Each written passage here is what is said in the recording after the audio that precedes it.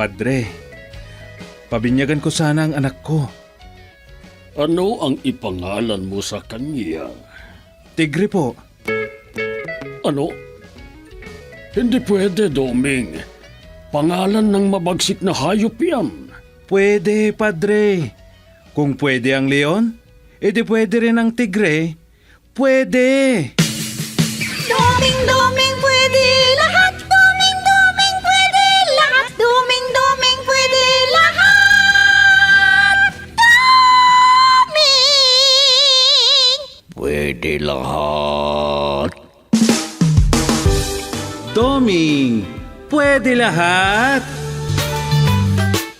Isang manunulat, matalino, malalim ang pag-iisip, pero laging naiidlip. Walang pinagkaiba sa kwago. Iba't iba ang pagkatao, bida, kontrabida, at mapagmasid. Mga kaibigan, huwag kaligtaang pakinggan ang araw-araw na pakikipagsapalaran ni Doming sa kailaliman ng panaginip. Doming, pwede lahat. Isinulat at sa direksyon ni Letty Astudillo Aquino mula sa Lovelet Artists and Talent Center Drama Productions. Handog sa inyo ng #1 and most trusted radio network in the country, Bombo Radio Philippines. Basta Radio, Bombo!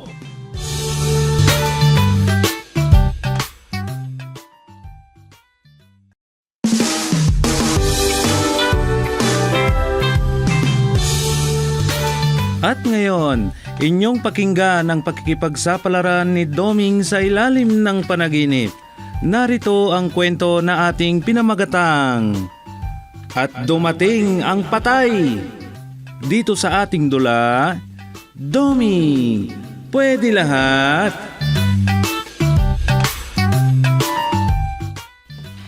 O, ayan. Naluto ko na ang hotcake na agahan ninyo. Nakakatakam naman ang amoy niya. Sakto! Nakatimpla na ng kape ang nanay mo, Harusa.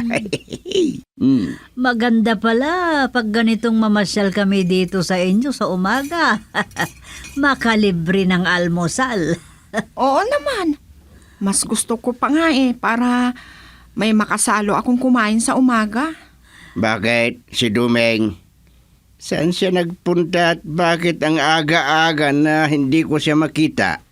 Ay, nako. 3:00 na yata nung nahiga siya, itay. Kaya yun, baka kasalukuyan pa siyang nananaginip. Nagsulat ng istorya? Ano na lang ba ang pinupuyat niya? Ini-edit niya yata yung short story na entry niya sa sinalihan niyang contest. Malapit na kasi ang deadline ng pages sent ng entry. Kailan pa yung binanggit niya, yung tungkol yan? Di pa niya naipadala? Hindi pa, itay. Kasi niluluto pa niyang maigi na parang sinaing. Pinapatulog niya muna. Tapos, kung nasa tamang mood na naman siya, babasahin niya ulit. At ayun, may papalitan na naman siya pag may naisip siyang mas magandang ideya. Ganon? Ay, Ganyan si Doming na makikontest, inay, itay. Matagal kasi binabalik-balikan niyang i-edit. abay siyempre naman. Para siguradong perpekto ang istorya. Pero ang tanong, nasubukan na naman ba niyang manalaw? Nanalo na siya dati, itay. Pero hindi naman niya kasi sinundan agad. Ngayon lang na naman siya gumawa ng entry niya. Baka sakaling manalo siya ulit. Mabuti. Ay di, sige. Baka sakali, para naman meron siyang silbing nagpupuyat. Mag-almusal na tayo. May itinabi na din ako para kay Doming.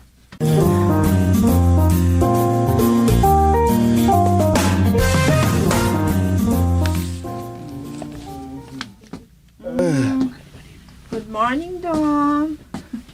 10:00 na ng umaga. Kanina pa ako gising. Narinig ko nga ang kantyaw nyo nila nanay at tatay. Pero hindi ako bumangon. Masakit kasi ang ulo ko.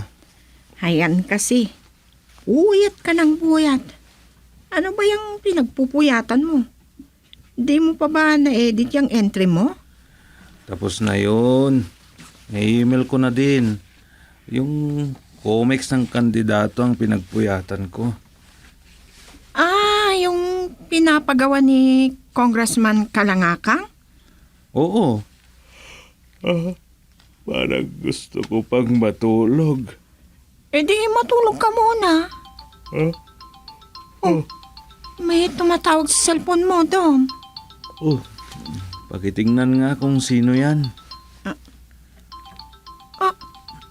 Si Auntie Kiao. Yung auntie ko sa kasantulan niyan. Ikaw na nga lang ang makipag-usap. Sige. Hello? Opo, Auntie. Ako po ito, si Rosa. Ano pong sasabihin ninyo kay Doming? Ano? Ala, mas grade na yan kung may nagkataong dumaan na sasakyan. At landslide na yan. Ano daw, Rosa? Aksidente? Oo, Dom.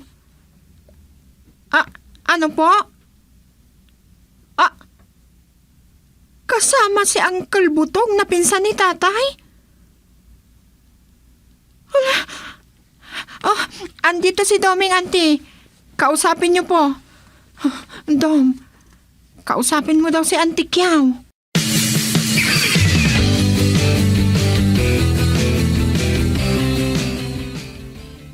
Rosa, talaga palang kasama si Uncle Butog sa nakasakay sa sasakyan na natabunan sa landslide. Ano? Wala. So tama yung sinabi ni Auntie Kiao kanina na si Uncle Butog. Oo, si Uncle Butog. Hindi ba taga-Santolan naman si Uncle Butog? Oo. Wala. Si Uncle Butog daw ang nag-alaga sa akin nung bata pa ako. Wala na si Uncle Butog. Patay na ba si Uncle ko Butog? Oh, Rosa, huwag ka muna magdalamhati ng ganyan. Hindi pa natin alam ang talagang kalagayan ng mga nandun sa lugar ng aksidente. Baka naman hindi natabunan lahat ng mga pasahero.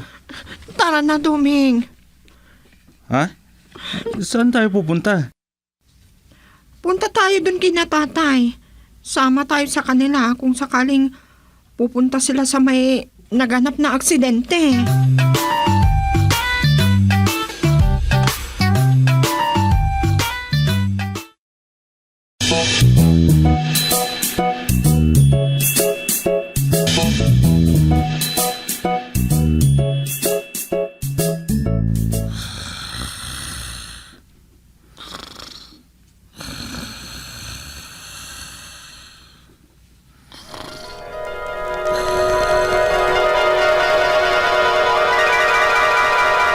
Naipos yung naaksidensing sasakyan. Ay, nakakakilabot. Meron pa kayang buhay sa mga iyon? Paano yan, Gusteng? Pupunta pa tayo sa lugar na aksidente? Oo. Pero naku, parang hindi ko kayang sikmurahin na makita yung mga namatay na biktima doon. Gusteng, meron pa naman yung mga buhay na dadala sa ospital. Baka naman isa doon yung pinsan mo. Sana lang. Sige, gumayak na tayo, Sufing. Daanan natin sila Doming at Rosa para sumama naman sila sa atin. Tumawag na si Rosa kanina. Papunta na dito. Eksakto lang. Paalis na tayo pagdating nila.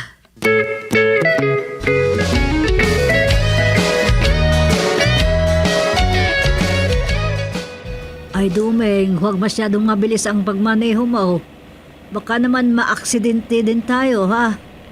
Tumawag ka sana ng expert na magmaneho. Di bali at babayaran naman natin. Baka naman mapangga mo itong sasakyan mo. Kayo naman, Itay. Na-practice ko na itong husto na maneho. Huwag kayong mag-alala, Itay. Inay, marunong nang magmaneho si Doming. Ay, maalala ko na naman si Insan Butog.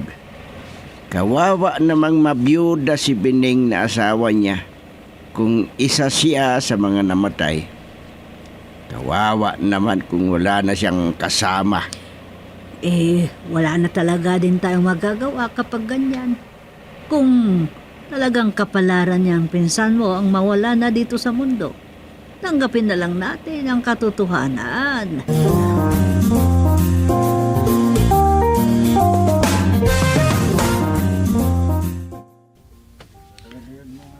Paano na ito? Wala pa yung... Kahit na may nahuhukay silang mga bangkay, hindi na makilala ang mga itsura nila. Naku, oo nga, Agusting. Papaano yan? Marami na silang sugat, namamaga at...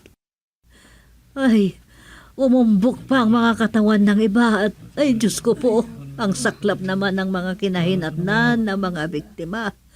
Talagang mahirap nang makilala ang mga bangkay. Tay! Ay. Nay! Oh, May nahukay na naman sila. Andun! Ah? ay, Ay, oo. Ay, naku.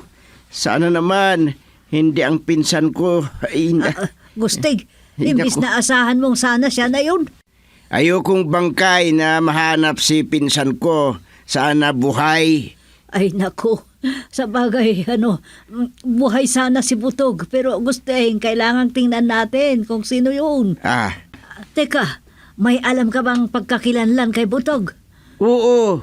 Meron siyang triplets na kuntil. Ano? Isang banda sa katawan niya. Ano yung sabi mo? Triples na? Kuntil.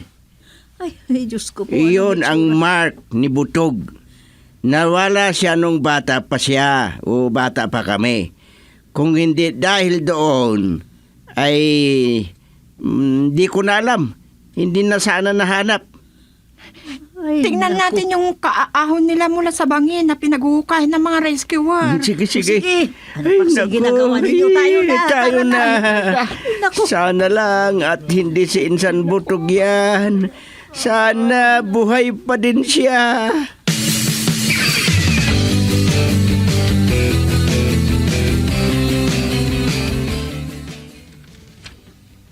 Asawa ko na to. Asawa ko yan. Ay, hindi mo asawa to, miss. Mrs. Pinsan ko si Butog ito.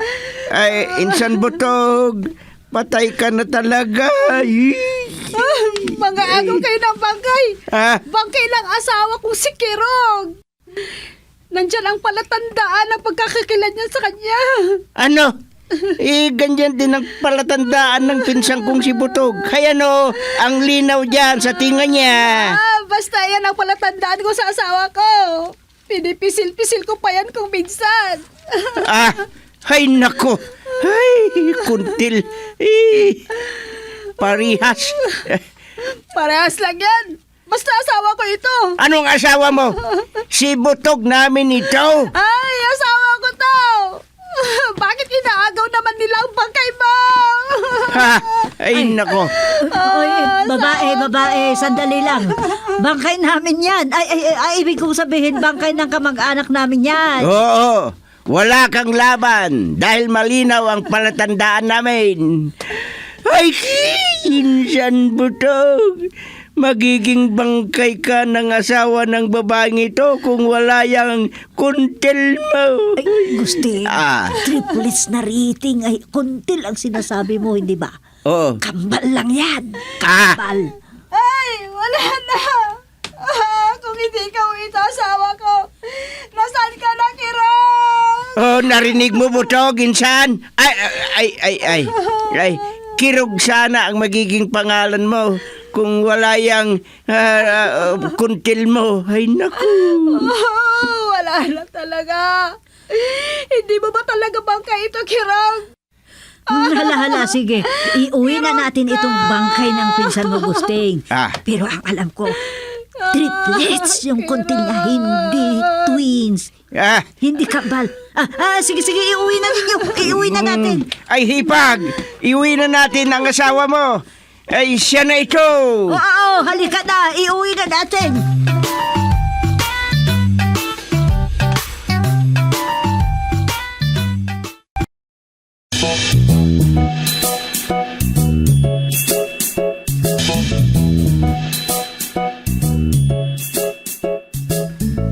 Huwag na nating patagalin itong lamay, Ipag. Oo, bayaw. Talagang ganyan din ang gusto ng pamilya namin. Ang importante ay nahanap pa rin natin at ililibing siya ng maayaw. Oo. Sige, Hipag. Kaya ilibing na natin mamayang hapon. Pero bayaw, hindi ko tiningnan na maigi yung mukha niya. Pero, sabi niyo may palatandaan. Oo naman. Bakit? Di mo alam na may sinyales sa katawan ng asawa mo?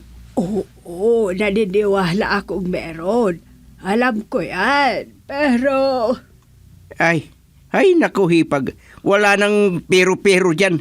Kaya huwag ka nang magsalita. Basta mahalaga, mailibing agad ang bangkay. sige, pinsan mo naman. Kayo na ang masusunod. Sige at may gagawin pa ako. Pambihira. Bakit parang wala siyang pagdadalamhati sa pagkamatay ng asawa niya?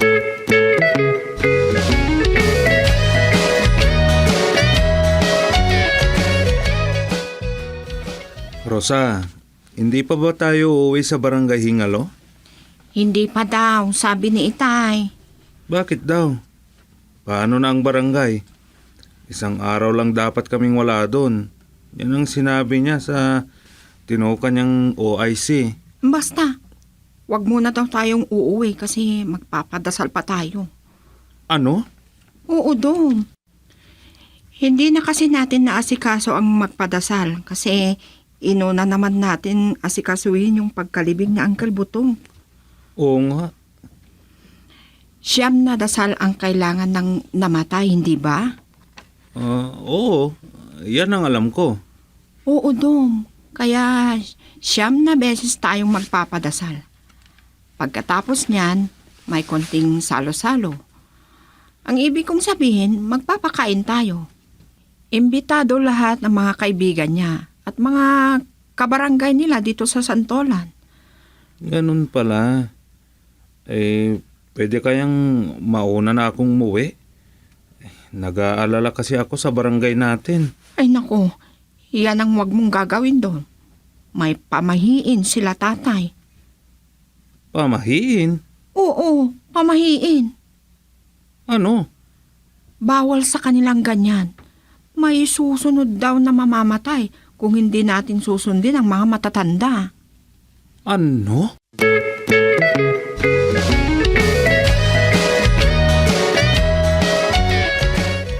Wala tayong magagawa, Doming.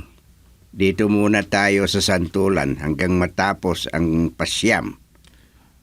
Kamusta naman kaya ang barangay natin, Tay? Huwag mo nang isipin ang barangay.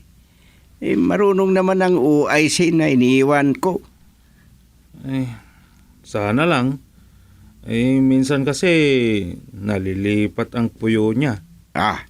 Pero sana hindi nila siya kayang lukuhin.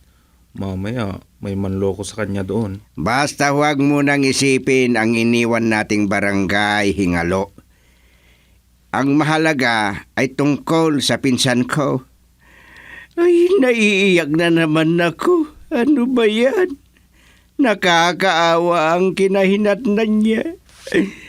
Ay, sobrang nakakalungkot. Tay? Tapos, parang walang pagdadalamhati ang asawa niya. Parang may gusto siyang sabihin nung iuwi natin yung bangkay, Tay. Hindi lang kasi natin binigyan ng pagkakataon magsalita. Paano? Kinukontra naman niya. May karapatan akong magdesisyon para sa pinsan ko. May karapatan din naman siya. Kasi asawa naman niya, Tay. Pero sige, hayaan nyo na yon. Sige. Baka talagang kulang ang pagmamahal niya sa pinsan ko. Yan ang totoo.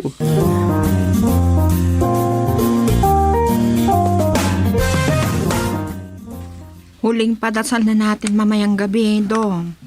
Ay, sa wakas, makakauwi na din tayo bukas. Hindi pa Ha? Ay, bakit naman? Tapos na ang ikasyam na dasal bukas, di ba? Oo, matatapos na ang padasal. Pero magpapatawas pa tayo sa susunod na umaga. Minsan na ang pagpapatawas natin sa ilong. Ano? Oo, Dom. Lahat tayong kamag-anak ng namatay ay kailangan magpatawas sa ilog. Tapos, dadasalan tayo nung albularyo na sana wala nang susunod sa atin na mamamatay. Ay, ang daming ritual. Talagang ganyan dito, Doming. Kaya huwag ka na magreklamo. Ano pa nga ba? At hindi lang yan. Ha? Ay, ano pa? Pagkatapos niyan, pupunta pa tayo sa pinangyarihan ng aksidente at magtitirik tayo ng kandila. Ah? Ay, kailangan pa yon? Sabi ko naman na huwag ka nang magreklamo, Dom. Kung gusto mo, mauna ka nang umuwi. Ha? Ay, Ang dami mong reklamo. Kaya, mauna ka na ngang umuwi.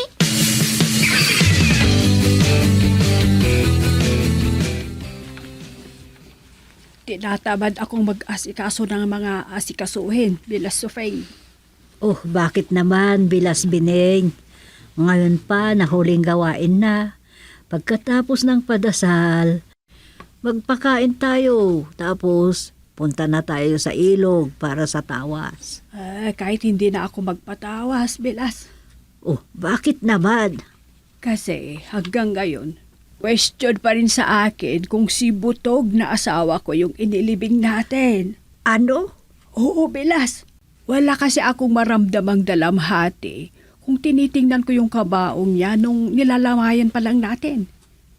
Hindi naman lang kasi natin pwedeng buksan ang kabaong dahil di na mabuksan.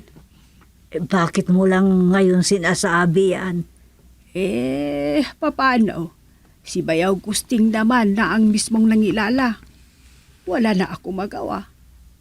Pero, hala sige. Si Butog man yun o hindi, wala nang anuman sa akin. Pero, sana, si Butog na ngang talaga yun. Sayang naman yung nakatay na mga baboy kung ibang tao pa yun.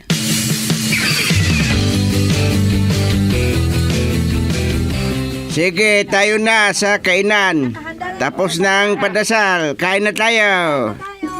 Tay, ang daming tao na makikikain. Oo, naimbitahan para makikain. Sige, halina kayo, mga kabarangay. Ay, bultaw! Bultaw! Ah, Meron daw multo, Itay! ha? Tatakot ang mga tao sa labas! Gusteng! Gusteng! Ay nako! Gusteng! Ah. May multo daw! Nagmumulto si Butog! Anong multo? Ay nako! Butog, asawa ko! Ah. Sabi ko na nga ba, darating ka na! Ha? Ano daw? Ano? Ha? Ano? Ano? Ha? Ano daw? Gusteng! Ay, buhay si Butog. Ano? Oh no! Oh yes, Buhay Itay. na si Butog! Dumating ang patay buhay si Uncle Butog.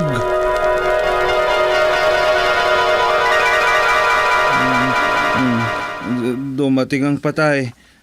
Buhay.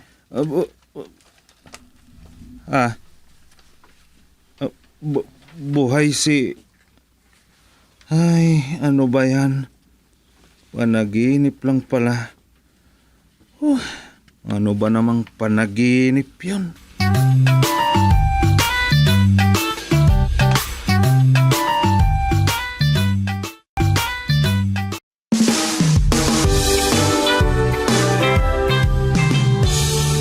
Diyan nagtatapos ang isa pang kwento dito sa ating dula. Doming, pwede lahat. inihahandog sa inyo ang #1 and most trusted radio network in the country, Bombo Radio Philippines. Basta Radio, Bombo!